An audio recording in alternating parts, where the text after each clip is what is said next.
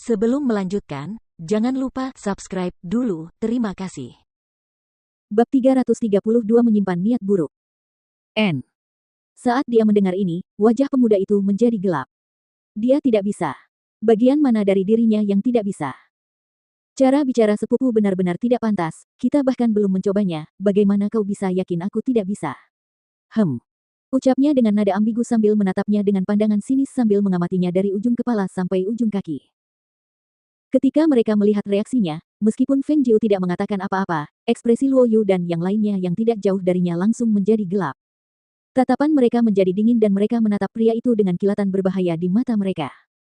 Terutama bagi Luo Yu, yang tangannya terkepal erat, bahkan hingga bunyi retakan buku jarinya pun dapat terdengar.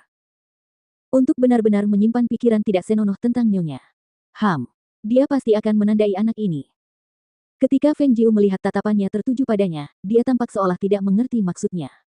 Dia hanya mengangkat alisnya dan meliriknya sambil bibirnya membentuk senyum berbahaya. Baiklah, karena kamu ingin mencoba, cobalah saja. Aku hanya berharap kamu tidak akan menyesali pilihanmu ini. Lelaki tua dan beberapa lelaki setengah baya yang berdiri di sampingnya mendengar ini dan mereka merasa sedikit bingung. Dia jelas tidak punya kekuatan, tetapi dari mana semua kepercayaan diri yang tidak ditemukan ini? Salah seorang lelaki setengah baya melihat hal itu dan hendak membuka mulut untuk meminta putranya kembali, tetapi siapa sangka, putranya sudah mengambil langkah maju yang besar. Ayo. Baiklah, aku akan membiarkanmu mencoba kekuatanku.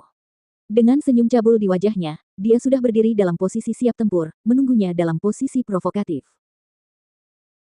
Feng Jiu dengan santai mengambil sebilah pedang dari rak senjata di sisi tempat latihan, jari-jarinya menelusuri ujung bilah pedang itu dan dia terdiam sejenak tidak tahu apa yang sedang dipikirkannya, dia hanya menggelengkan kepalanya sementara senyum muncul di sudut bibirnya. Akhirnya, dia mengambil sebatang kayu yang panjangnya sekitar 1,2 meter.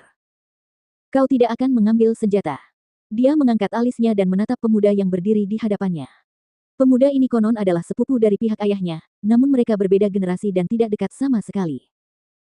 Hahaha, melawanmu, tangan kosongku saja sudah cukup untuk menghadapimu. Dia tertawa terbahak-bahak dan sesaat kemudian, senyum jahat tersungging di wajahnya saat dia berkata, sepupu, kamu harus berhati-hati oh gelombang. Begitu dia mengatakannya, dia melangkah maju dengan sikap mengancam saat tangannya melesat ke depan, mengaitkan tangannya seperti cakar dan mengulurkan tangan ke arah dadanya. Wajah 8 penjaga Feng yang melihat ini langsung berubah. Bajingan bejat itu. Luo Yu mengumpat dengan suara pelan. Sebagai seorang pria, melihat pria menyebalkan seperti itu melakukan tindakan tidak senonoh benar-benar membuatnya ingin maju dan menghajarnya. Dia benar-benar membuat kita semua tercengang. Yang termuda dari 8 bersaudara, ekspresi Kikang juga hancur dan menatap pemuda itu dengan berbahaya.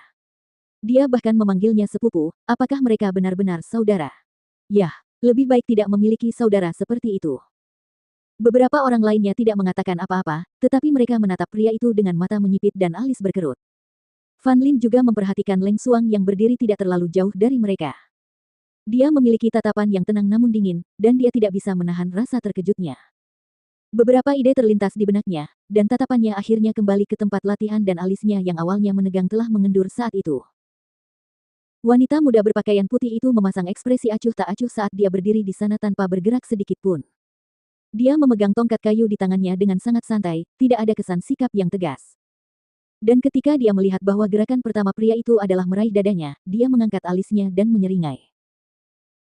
Tepat ketika tangan pemuda itu hendak menyentuh dadanya, ia terlihat bergerak sedikit dan tepat ketika sisi tubuhnya melewatinya, tongkat kayu itu langsung menjatuhkan tangan terkutuk itu dan ketika tongkat kayu itu jatuh mengenai tangannya, mereka bahkan dapat mendengar desiran angin dari jauh. Dan apa yang terjadi selanjutnya adalah jeritan menyedihkan dari pria itu.